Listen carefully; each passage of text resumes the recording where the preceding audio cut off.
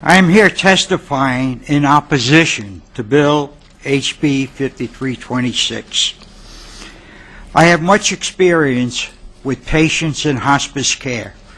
I served as a trained and certified hospice volunteer. I spent much time with hospice patients.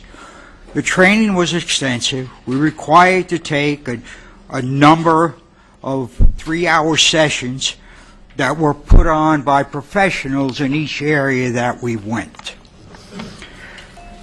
The first thing I was taught is that I should be very, very careful of what I said in front of the patients, because 99.9% of them heard every word I said, even though they were out of it due to morphine drippings or some of the later drugs that they had today.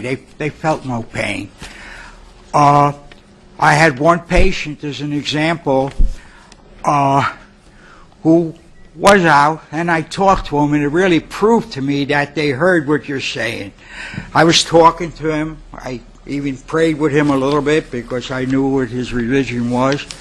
And guess what? He lifted his hand and slapped me 5. And that was the final proof that I needed, that a patient in hospice that's fully out of it understands and hears every word.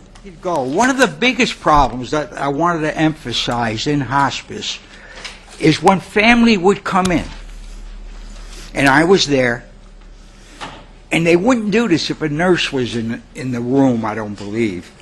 But if I was there, they knew I was a volunteer, and they would start talking about what they're going to do with the inheritance and how much a day it is costing them to keep their parent in there, how much they're losing daily in the estate by this going on. It was awful. I would ask these people, please come outside, I want to talk to you. And it was up to them what they wanted to do. They didn't have to come out. And I would explain to them that that person there is hearing every word you're saying.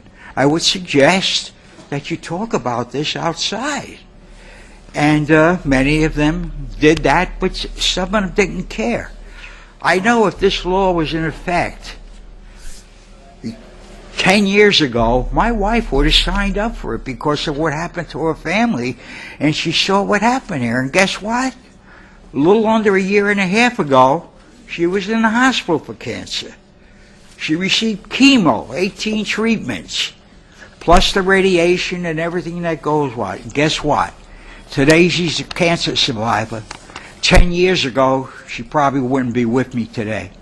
During my time as a legislator, I have heard at debates on subjects like the death penalty, gun laws, if we can save one life, this change in the law is worthwhile. That's why I'm against this bill, one of the many reasons, because we could put away somebody's life, allow them to commit suicide, and I won't use any other word but that, and a month later they come up with a cure for what they have. And that's happening every day today.